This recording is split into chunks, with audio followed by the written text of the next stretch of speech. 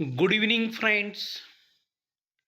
मी माझ्या इंग्लिश स्पोकनच्या अनेक व्हिडिओच्या माध्यमातून सांगितलेलं आहे की इंग्रजी बोलण्यासाठी फक्त S plus V plus O म्हणजे subject plus verb plus object या पॅटर्ननुसारच वाक्य तयार होतात असं मुळीच नाही. तर आज आपल्याला एक आगळा वेगळा पॅटर्न मी सांगणार आहे आणि मला खात्री आहे त्या पॅटर्ननुसार आपण देखील अनेक वाक्य बनविणार आहात.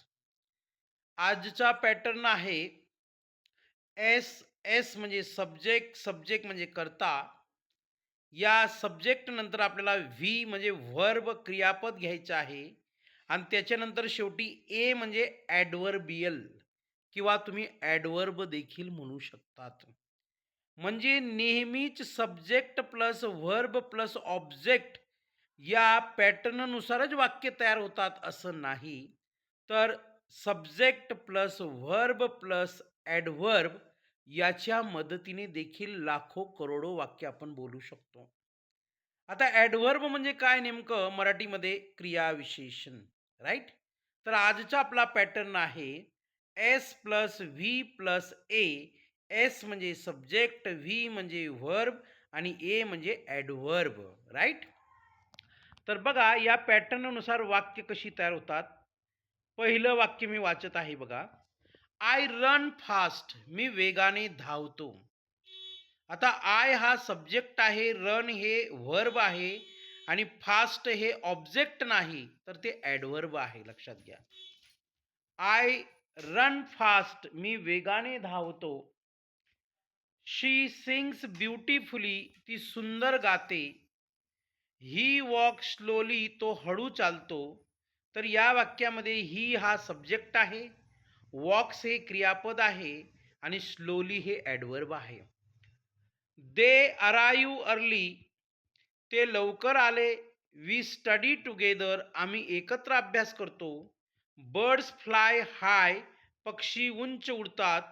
द बेबी स्लीप पीसफुली, बाळ शांतपणे झोपतो किंवा झोपते. माय फादर वर्क्स हार्ड, माझे वडील मेहनत करतात. द सन शाईन्स ब्राईटली, सूर्य तेजाने चमकतो. शी स्माइल्ड हॅपीली, ती आनंदाने हसली. ही स्पोक पोलाइटली, तो नम्रपणे बोलला. आय वेटेड आउटसाइड, मी बाहेर थांबलो. दे प्लेड एस्टरडे, ते काल खेळले. वी मीट डेली, आम्ही रोज भेटतो. The train stop here, railway येथे थांबली. द डॉग बार्क लाऊडली, कुत्रा मोठ्याने भुंकला. शी डान्स ग्रेसफुली, ती डोलाने नाचली. ही लाफ लाऊडली, तो मोठ्याने हसला. आय लिव्ह नियर बाय, मी जवळ राहतो. वी अराईव्ह सेफली, आम्ही सुरक्षितपणे पोहोचलो. म्हणजे जवळजवळ आपण एकूण 20 वाक्य पाहिलेली आहेत. या 20ची 20 वाक्य आपल्या पॅटर्ननुसार आहे. तो पॅटर्न म्हणजे subject plus verb plus adverb. आता आपण 21व्या क्रमांकाचं वाक्य बघणार आहोत. द बॉय रॅन क्विकली, मुलगा पटकन धावला. द गर्ल स्पोक सॉफ्टली, मुलगी हळू आवाजात बोलली. माय मदर कुक्स वेल, माझी आई चांगला स्वयंपाक करते. द टीचर एक्सप्लेन क्लिअरली, शिक्षकांनी स्पष्टपणे समजावले. द चिल्ड्रेन लाफ टुगेदर, मुले एकत्र हसली. ही स्टूड सायलेंटली, तो शांतपणे उभा राहिला. शी लुक केअरफुली, तिने काळजीपूर्वक पाहिले. आय केम लेट, मी उशिरा आलो. वी लेफ्ट अर्ली, आम्ही लवकर निघालो. दे वर्क ऑनेस्टली, त्यांनी प्रामाणिकपणे काम केले. द कॅट जम्प हाय, मांजर उंच उडी मारली. द बेबी क्राईड लाऊडली, बाळ मोठ्याने रडले. ही सॅट क्वाइटली, तो शांतपणे बसला. शी लिसन केअरफुली, तिने काळजीपूर्वक ऐकले. आय ओकअप अर्ली, मी लवकर उठलो. वी ट्रॅव्हल्ड कम्फर्टेबली, आम्ही आरामात प्रवास केला. The students answer correctly. विद्यार्थ्यांनी बरोबर उत्तर दिले. The wind blue gently. वारा हळुवार वाहत होता. The child smile sweetly. मुलं गोड हसले. ही रिटर्न होम सेफली. तो सुरक्षितपणे घरी परतला.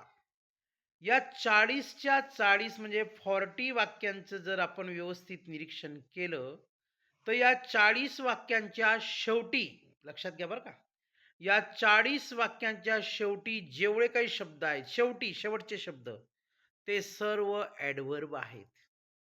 त्या शेवटच्या शब्दाच्या अगोदर जे काही मध्ये शब्द आलेले आहेत, ते सगळे व्हर्ब आहेत.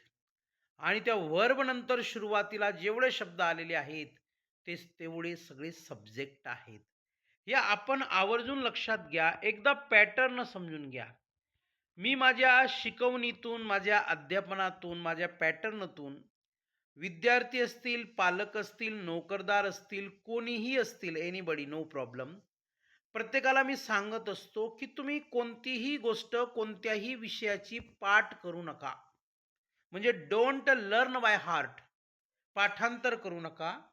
Try to understand these concept. त्या ज्या काही संकल्पना आहेत, मग ती एक असेल किंवा अनेक असतील, त्या संकल्पना तुम्ही समजा. आणि एकदा का you clear all these concept, then you will be able to speak in English. तुम्ही इंग्रजी बोलण्यासाठी पात्र आहात. कॉन्सेप्ट समजून घ्या, पाठांतर नको. अंडरस्टँडिंगवर जोर द्या, कॉम्प्रेन्शनवर जोर द्या. आणि एकदा का कोणतीही गोष्ट आपण समजलो, शिकलो, तर इट विल बी फॉरएव्हर. ती गोष्ट कायम असते, लक्षात घ्या. ती गोष्ट चिरकाल टिकते. Thank you very much. धन्यवाद.